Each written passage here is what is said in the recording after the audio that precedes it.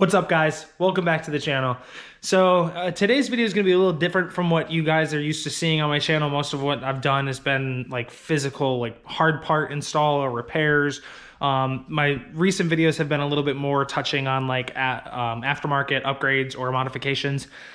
This is going to be in line with that. I'm actually going to be tinting the taillights on my E46 station wagon, this vehicle right here. I have never done taillight tint before. I've never done vinyl wrapping, anything like that. So this is going to be a little bit of a learning process for me, and hopefully me learning will help you guys learn as well. I want to shout out YouTube channel CK Wraps. He does vinyl wrapping on vehicles. He also has a website where he goes into a little bit more detail. You can subscribe to him there. But he highlighted this tint that I'm going to be using today, probably about a month and a half ago now. And I watched this video on it. I love the tint. I thought it looked cool. I ordered it. It's Vvivid tint. It's actually called HEX. And as you guys can see a little bit here in the light, it has this like hex pattern to it. And it's like rainbow reflective tint. There's actually 4 different kinds. There's a clear version as well, but these are the 3 tint options. This is going to be the large HEX. This is the small HEX, and then this is going to be the large HEX, but it's like it's not a consistent reflective pattern. It's a little broken up compared to the regular large HEX, so it's a little different. I'm going to pull them all out and kind of look at them and figure out which one I decide that I want to go with. I ordered them all just so I could see, maybe change it up. You know, we'll see how things pan out. But I'm going to choose one of these myself. I'm going to put it on, and I'm going to show you guys how to put it on. And I'll give you guys any kind of tips or anything like that on, you know, what I encounter as far as being difficult or what to look out for. So I'm going to do one side myself, and then I will go back to the other side and explain to you guys how to do it. So let's get started.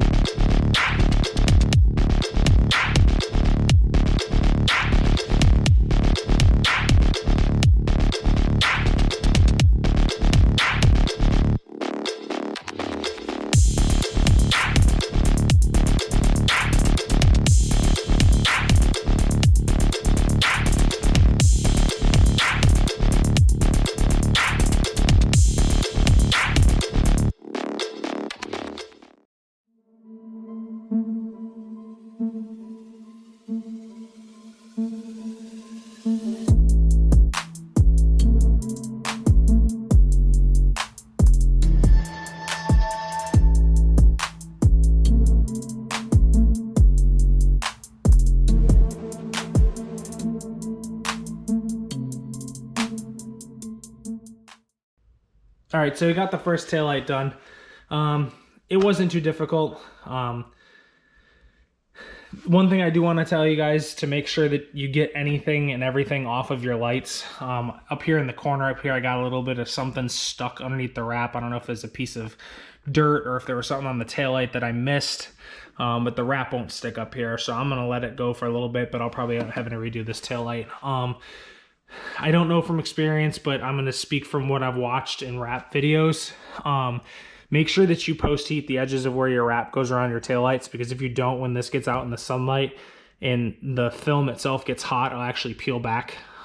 Just because there's the way it wraps over the edge creates a little bit of a tension in the film, and the way this film actually has memory. So if you screw anything up, like put a stretch mark in it or get a line in it when you're putting it on or anything like that, if you pull it back off and heat it with a heat gun, it'll actually flatten back out and fix pretty much anything that you do to it. It's pretty resilient to whatever you're doing. But I did this light. I actually heated up a little bit here where it rounds the corner, and then pulled the film around to keep it from getting any bubbles in it, so that it would lay smooth. Because if you try to lay it around the corner here with the wrap or tint itself being cool or like room temperature, it wants to get like little like fingers in it, because you're wrapping around a corner and it wants to like squeeze together around the corner, just the angles that it's working with. It wants to like bunch up. So if you heat it up and just pull a little bit when you're wrapping this corner, it'll actually cause it to lay flat and work out for you. I'm going to walk you through how to do that on the other side. I went with the fractured looking hex reflective pattern.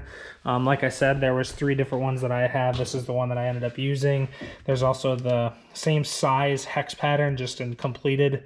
You can see the 2 of them next to each other right there. Actually, this is like full rainbow effect, and this is like a broken up rainbow effect, and then this is the smaller hex.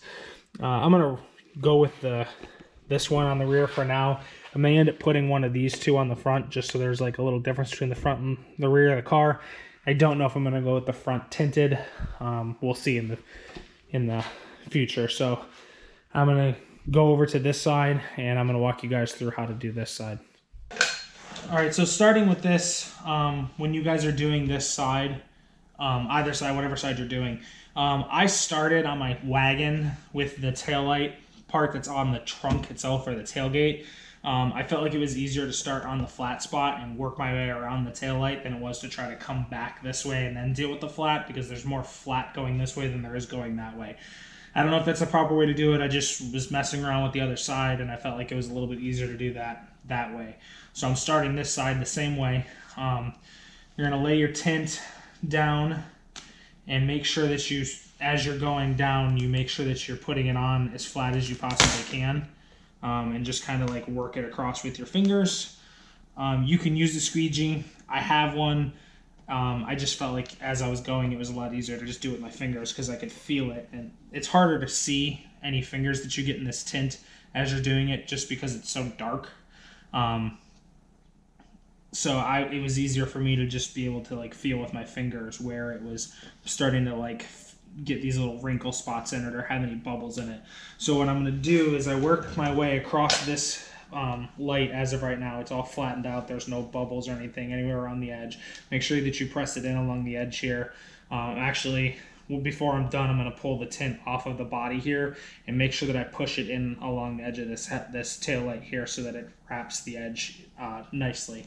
When you come to this corner here, you're going to start wanting to come across here and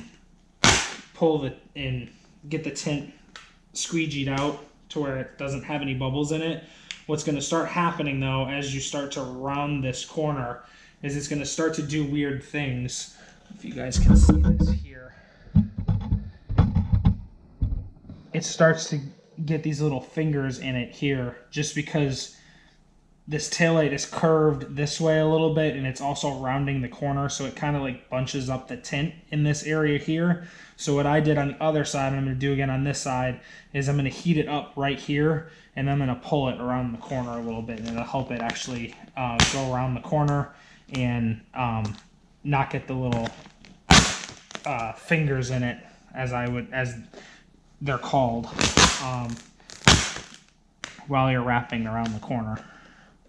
So you want to make sure you squeegee out all of your air pockets up until the point where you're starting to heat at. Get that straight and flat through there. And then we're going to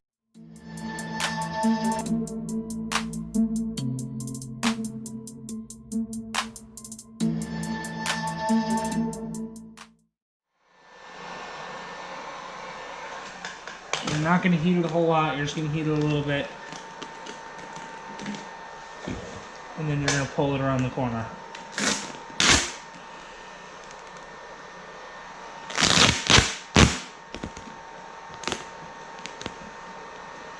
I'm going to have to work it a couple times just to get it to go around the corner that we want it to.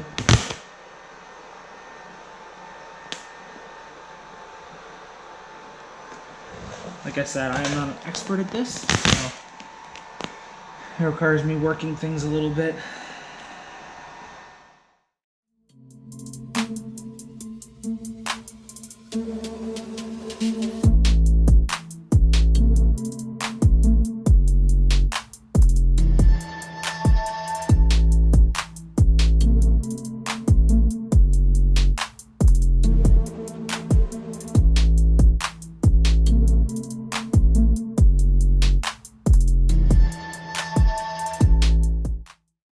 Alright, so I moved you guys to the other side. I just wanted to show you a better angle of what I'm trying to do. So in this area, we're starting to get a little bit of bunched up just because of the way it's rounding the corner. So what I'm going to do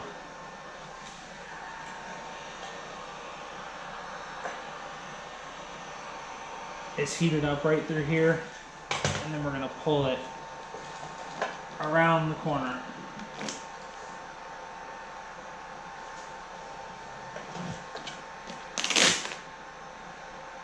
And as you can see, right through there where it was starting to bunch up, it's now all nice and smooth.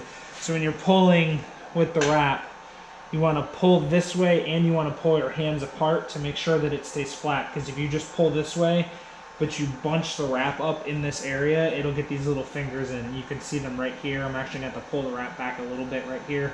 I keep calling it wrap. This is tint, but it acts like wrap. In the way that it gets applied. So as we were rounding this corner, we just heat it up a little bit, pull apart like this, and pull this direction, and when you're going around the corner, it'll actually flatten out around the corner and be smooth instead of getting any kind of fingers in it. And like I said, these are the fingers that you're going to get in it. So I'm going to pull this back a little bit right here, and we're going to heat that back up again. And you see how there's fingers in it right there, right now? If you guys can see that. Heat it up with a heat gun just a little bit, and those fingers work their way out of there. So I'm going to start working this wrap back down. Pull back a little bit more actually, because I have a little bit more fingers here.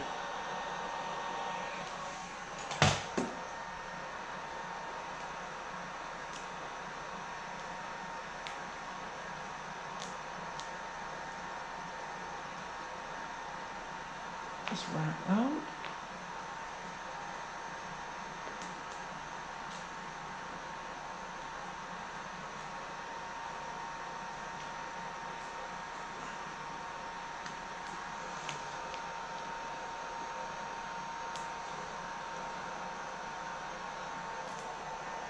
Alright.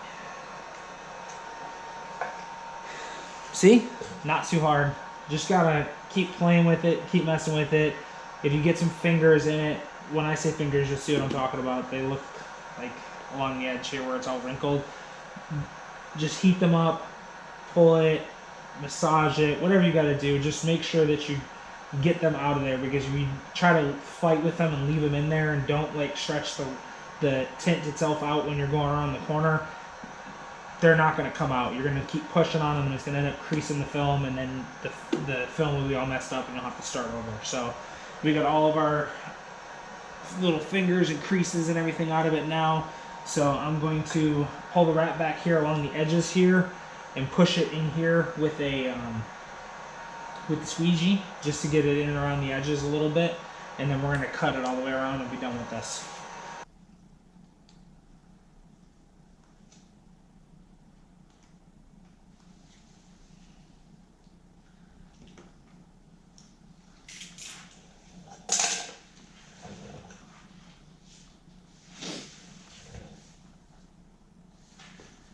All right, so once you cut out your edges, you can pull your tape off.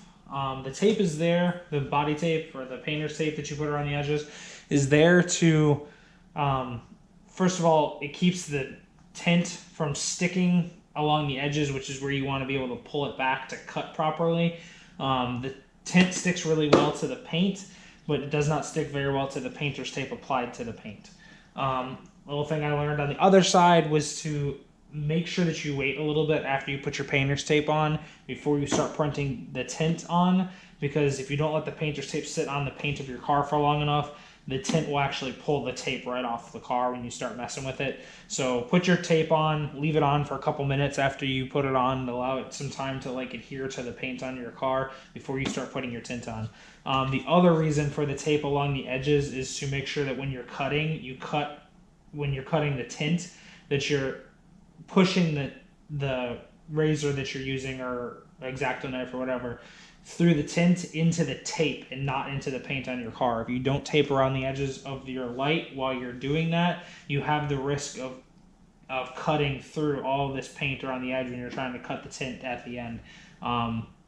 X-Acto knives and stuff like that are very, very sharp and will cut right through the paint, right to the brabennel of your car. So make sure that you're taping your edges. Now, once you get done doing that, you're going to want taping your edges, and then once you've cut it, you can pull, like I said, you can pull your tape out, and then you can start going around with your finger and or a squeegee and working your tint around the edges of your light and getting it tucked in there around the edges so that you don't see the edges of your tint anymore. You're going to push it around, all the way around. It's a lot easier to do with something like this, whether you're using a squeegee like this. This is actually a squeegee I had for doing some window tint on some windows in my house. You can use a squeegee like this or a body tool or anything like that, like a trim tool or anything that's plastic like that that won't damage the paint on your car. Make sure that you're getting your tint wrapped around the edges. Any place that's a corner that's giving you a little bit of a hard time, you can give it a little touch of heat with the heat gun to get it to wrap around the edge and stick. I'm going to finish this up and then I'm going to show you guys what the completed product for both sides looks like. All right, so I really was waiting for a day to show you guys the taillight tint, that it was sunny outside so that we could see what it looks like in the sun.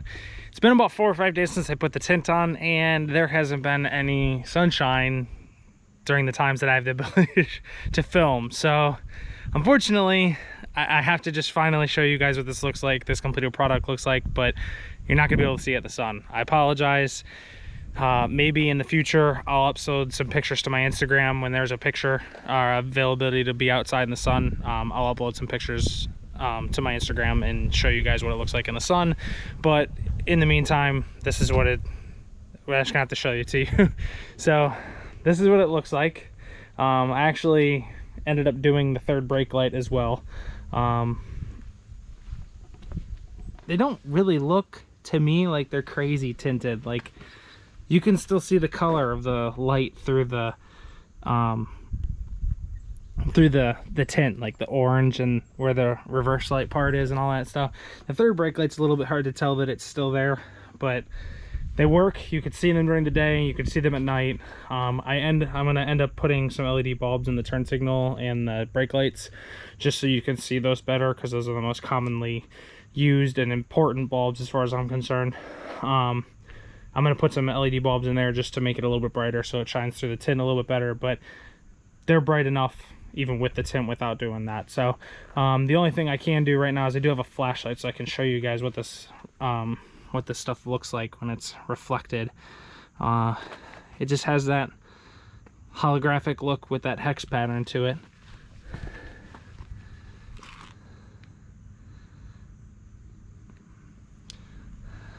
And there's not a whole lot of surface area on the brake light, so it's kind of hard to tell, but I don't know. I'm happy with it. Comment down below if you guys think this is cool. If you have any questions, please comment down below as well. I'd really appreciate if you guys could like the video. It lets me know that the content that I'm putting out is stuff that you guys want to see. I'd appreciate it if you guys just subscribe to the channel, and I'll see you guys later. Come, selector.